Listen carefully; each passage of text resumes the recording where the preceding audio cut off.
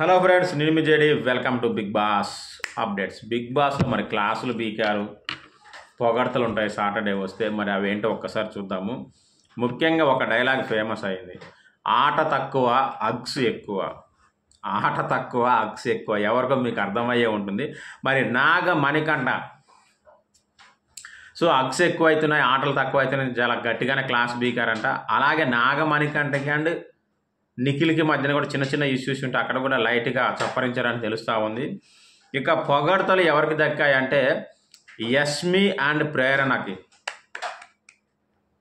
నిజంగా యష్మి అండ్ ప్రేరణ, నాకైతే ప్రేరణ ఎక్కువ బాగా ఆడింది అనిపించింది. నిజంగా చాలా చాలా హార్డ్ వర్క్ చేసింది.